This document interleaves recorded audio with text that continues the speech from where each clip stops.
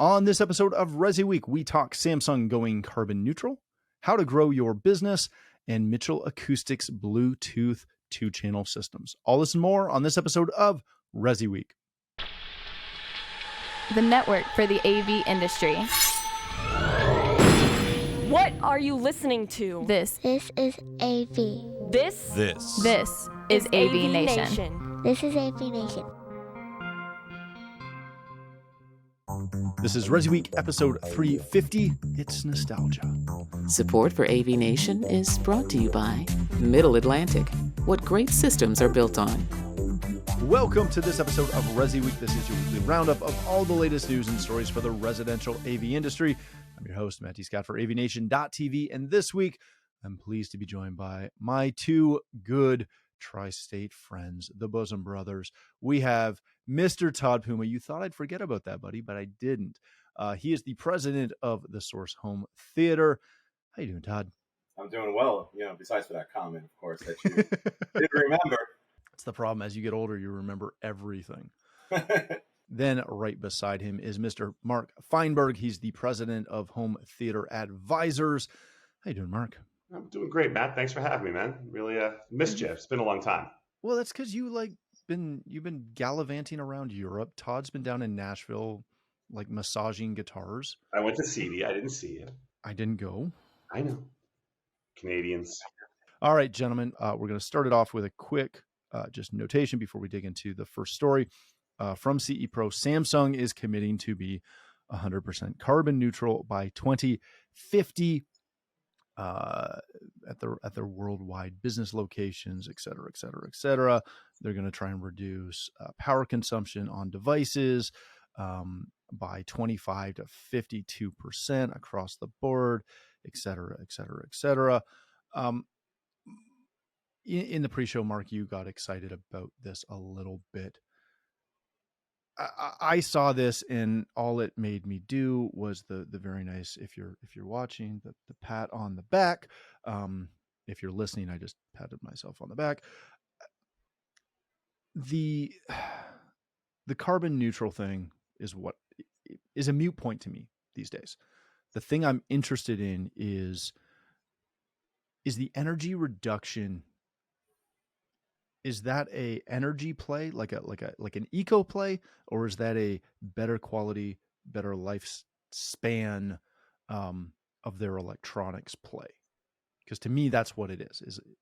It's if we can use less energy, we're generating usually less heat, which means our stuff runs better, faster, longer, etc. Yeah, I mean, if that I didn't even think of it from that angle, Matt. I mean, yeah, if they can increase the lifespan of product, that's always going to be a benefit. And listen, long term, is it good for companies holistically to try to reduce their carbon footprints to, be better for the planet in the long run? Yes. Does it really impact our businesses on a day-to-day? No. Our clients are not going to pick one brand over another for the most part because the company is carbon neutral.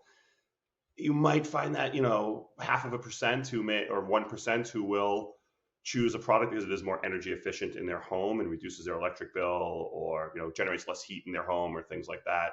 I think it's a good thing they're doing. Everyone's going that way, but it's not going to impact me on a day, or my clients on a day-to-day basis, other than the fact that we'll be able to live in the planet in 50 years. Todd, do you agree with that? Do clients care? We all have the outlier. I've got one that has a bunch of the little Google switches so they can turn off the vampire load of the TV using 0.1 of a watt when it's turned off.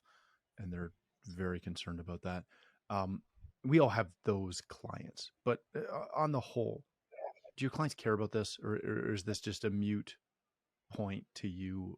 It's not a conversation that when we walk in the door, that's a bullet point of what they're looking for based on their needs. No. They're not going to leave with it. And the majority of the time, it's never been something that's been brought up to us in many years of being in business. There is concerns based on saving energy and consumption with energy, but with their home, they're not concerned with their TV is going to be, the amount of power that's going to be utilized coming through the TV when it comes down to those devices. But with lighting control, HVAC control, like Mark alluded to briefly, that is where the concerns are. with their carbon footprint on what they're going to be utilizing through their factories, yes, I think that's an overall concern throughout the world in the political sense and political views based on the world where we're currently going. But overall, on the standpoint of the products being utilized in their home, I don't believe that's much of a concern at this point with our clients. Yeah, I agree with that. All right, let's jump into the meat of the week. This comes to us from Residential Systems, growing your business on purpose. 3 key takeaways from the Powerhouse Alliance National Sales Meeting. Dennis Holzer, who's a good friend of the show and the exec director of Powerhouse Alliance, points out 3 main keys from that event, specifically 2 that kind of go together, and the third that we'll bring up. Attitude is everything, and are you a good coach? Todd, I want to start with you on this one. The attitude is everything, and the coaching aspect both deal internally with your teams. Again, internally, having a good attitude and being able to communicate across the board is obviously very important, and how you can coach up your teammates, your team members, your employees, however you want to look at that, or whatever label you want to put on them. How do you go about ensuring that you've got a good attitude culture, if you will, within your company? And how do you go about coaching and training to encourage that? Well, it comes down to conditioning yourself, right? The company starts with I, right? And then from there, it resonates down to my employees. So what I like to do daily is when I come into work is I like to condition myself in a positive mindset and to stay away from the negative and to produce that to my people.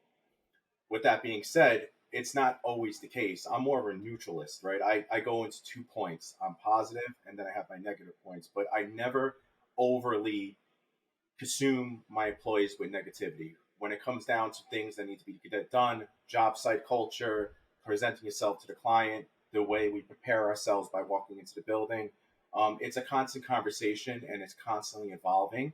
What I like to do is when I see good behaviors, or if the customers report something that they like about my employees, I like to broadcast that out publicly so they could see between themselves that, okay, Jason today did a really good job on, communicating to the customer that they're really satisfied with the going above and beyond. Now, with that being said, there's a company culture where there's competitive nature, right? Everybody wants to get the next compliment.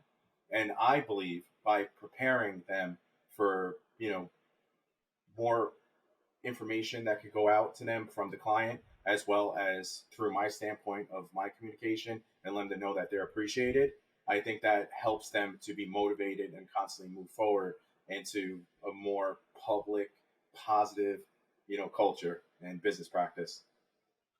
I like it. Mark, the third topic that Dennis mentions is ditching the diva, which typically comes down to the customers who eat your time and resources and continually cannot be satisfied. We've all got them. We've all dealt with them. Now, I will add to this a little bit internally that this can also happen within your company. You can have a sales person, or you can have somebody in the field who's can be a bit of a diva as well, and go down that vein. But how do you go about actually doing this? Because we've all walked into a project or a client and went, gosh, this is going to be a nightmare. And it turns out fantastic. Right. We've also walked in and went, this is going to be awesome. And it turns out to be a nightmare. Right. And everywhere in between. Yes. How do you go about trying to, figure that out ahead of time, but also once you're into something and it's turning into that headache, how do you navigate changing course? Right. I mean, I think ahead of time, the best way I can tell is how do they treat you? Are they treating you like a partner? Are they treating you like a vendor? I was at a client a couple of weeks ago, and we didn't go up through the service entrance. I didn't realize there was a service entrance to the building. I went up through the front door, and the woman's like an adult. Wow. shocking, right? And the woman's attitude to me, I think she said something like, I trust next time you will go through the service entrance. I was like, wow, I've not. So I know, like, I'm sort of locked into this client. It's a referral from an architect. I've got to do it.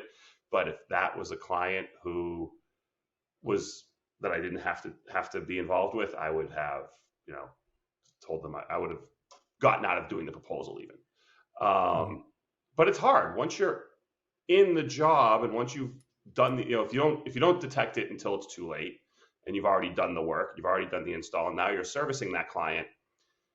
It's a little hard, to be honest, because you don't want those negative reviews. It's a little too easy for them to make you look bad by going after you on social media or review sites. I've not had much luck in quote firing clients at this point. Maybe I'm too nice. Maybe I'm too concerned about a bad review. I'm not sure, but I have not been able to execute on that well. So if you have any tips, Matt. Oh, I have lots. It's very fun.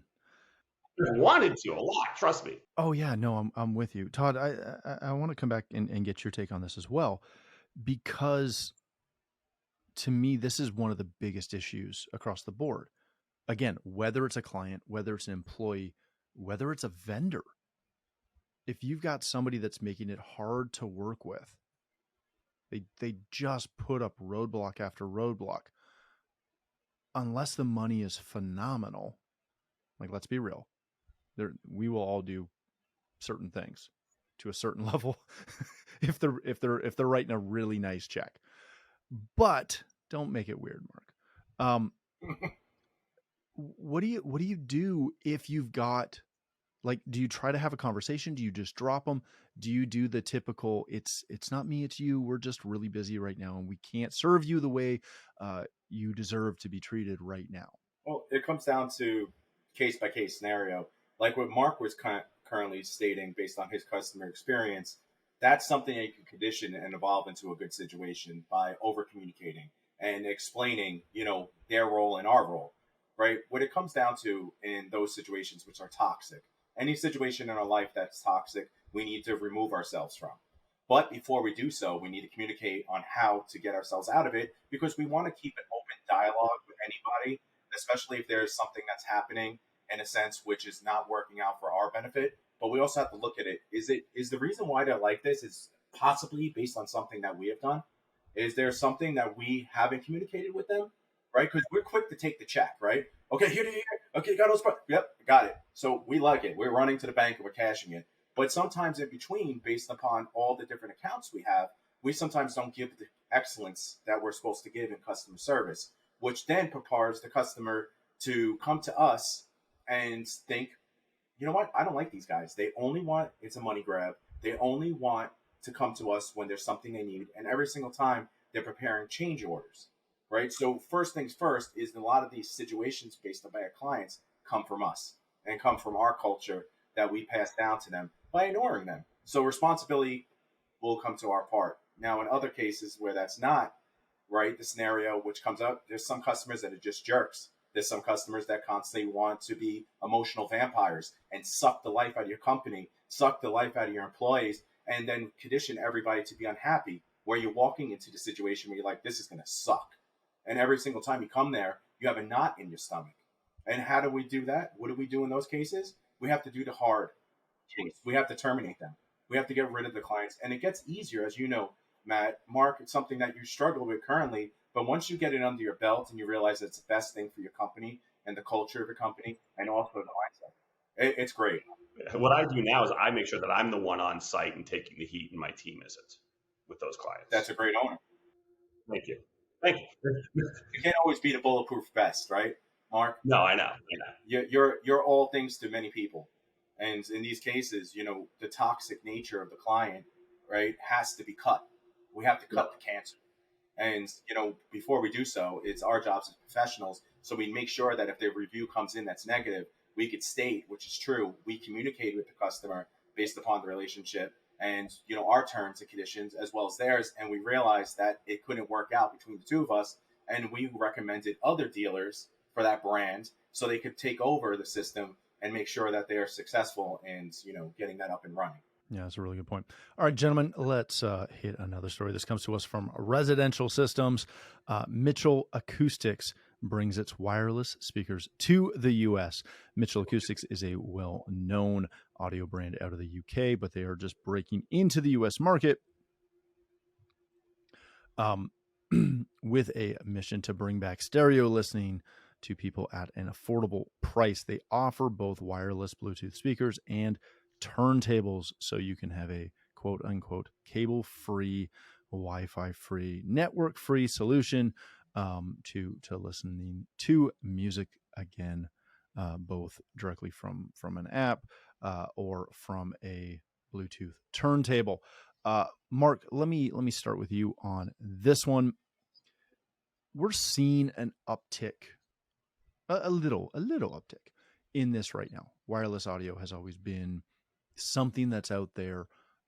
Obviously, the big brands like Sonos kind of own that space a little bit, but there's tech from Wyza that has a wide variety of applications. This is the first one I've seen in a while that is specific to two channel, to stereo listening. Okay. Do you see this as a big opportunity to come in? I must say I love the Bluetooth turntable option, but at the same time, I think about my clientele and go, I don't know who's going to do this. You know, in our worlds, this strikes me as a strong direct to consumer product. I don't see it in our channel because we're not doing a whole lot of Bluetooth because we sell against Bluetooth. We don't want Bluetooth because you walk 20 feet away, the music cuts out, you get a phone call, it comes through your speakers. That's the exact experience we're trying to prevent our clients from having. We want them to have a seamless experience. We want to use a whole home audio system that is separated from the phone. The phone is just a controller, not a source. So I think for the retail customer, for the direct consumer, this could be an interesting use case. I don't know, what the quality of those speakers are. They were relatively small. I'm not sure how great those are going to be versus throwing a Sonos port. And now it's a much more expensive scenario, but throwing like maybe a Blue Sound node onto a great 2-channel amp with nice speakers. You're talking thousands of dollars there, not $1,000. But I just don't, I think it could be great for somebody who wants quick and easy 2-channel music. But frankly, the person who knows what 2-channel music is probably wants a higher quality than that. Let me push back on that a little bit, and we'll let Todd answer the pushback because that's entertaining and fun. We're seeing a massive uptick in vinyl, a continued uptick in vinyl.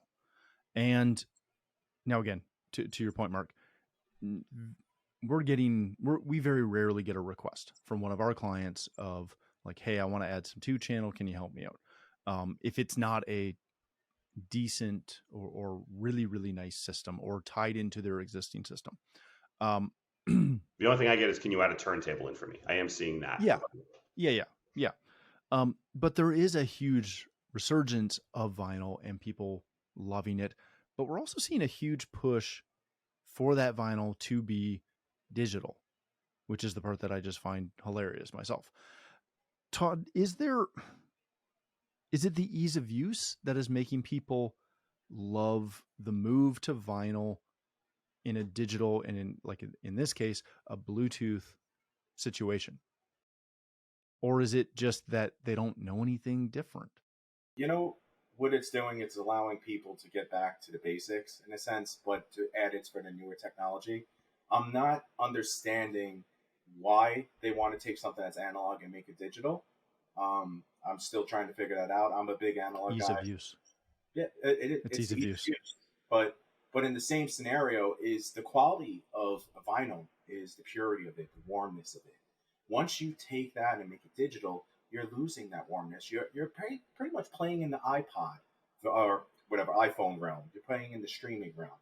So you're taking something that's made to be in nature a little bit warmer and more natural to the music and closest to the way it was recorded. And you're taking that and bringing it to something you already currently have in your hand. You already have an iPhone that can stream, right? You already have streaming devices that could give you the same sound. But what are you doing it for? I think they're doing it for the experience, right? To say, hey, I have vinyl. Dad, Mom, look what I have. Do you remember these? And they're like, yes. And hey, watch yourself, boy. Don't you start calling people old who remember vinyl. Hey, it's not... Okay, we didn't say Mark. All right, but I remember vinyl. I grew up with vinyl in my teenage years. Oh, you mean vinyl? Yeah, I have vinyl all behind me. Who are you calling old? I'm old, and I'm proud of it. I'm proud to know vinyl. Right. You know what I mean? That's part of my strengths.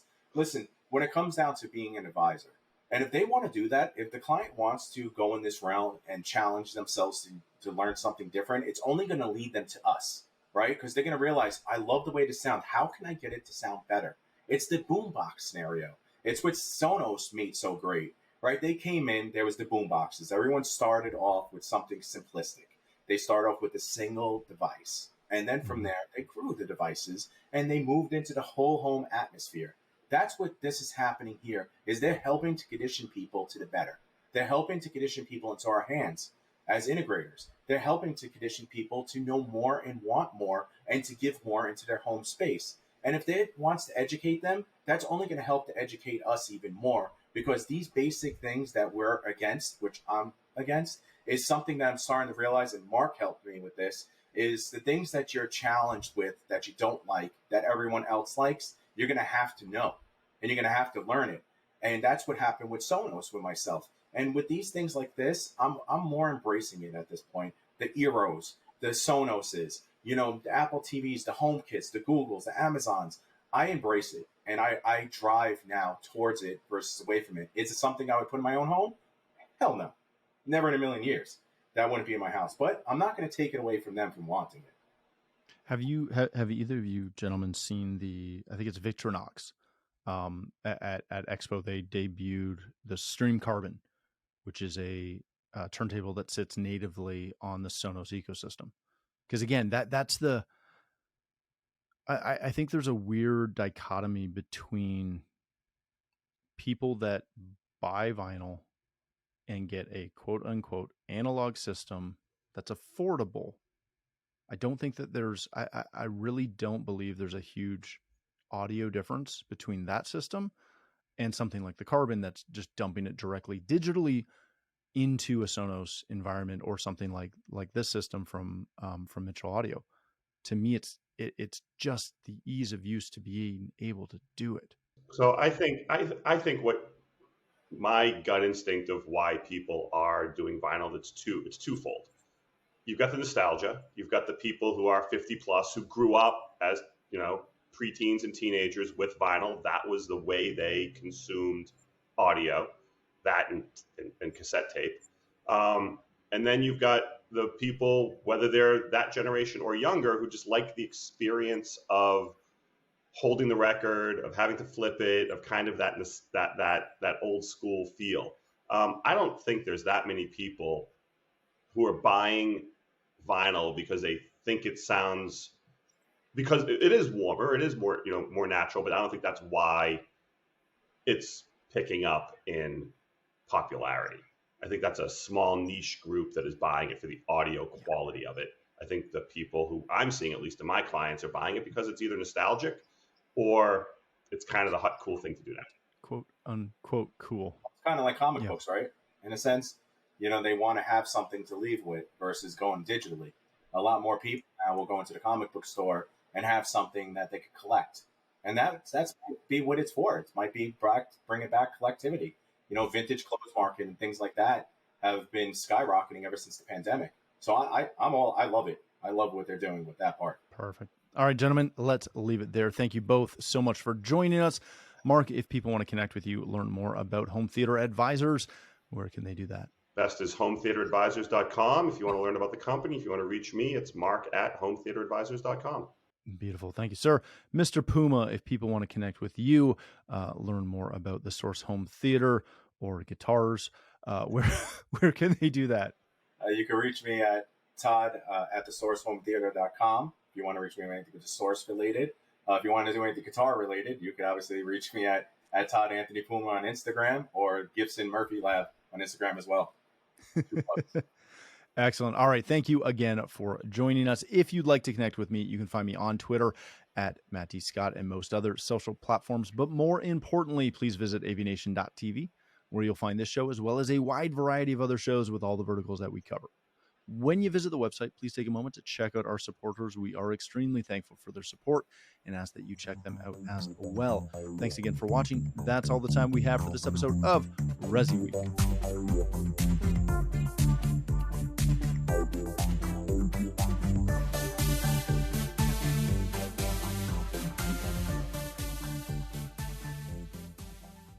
Kermit.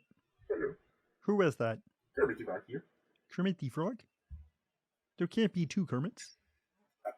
Okay. Are you the early Kermit or the late Kermit?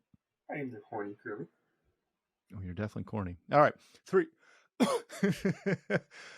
Someone's going to make something out of that. That's unfortunate.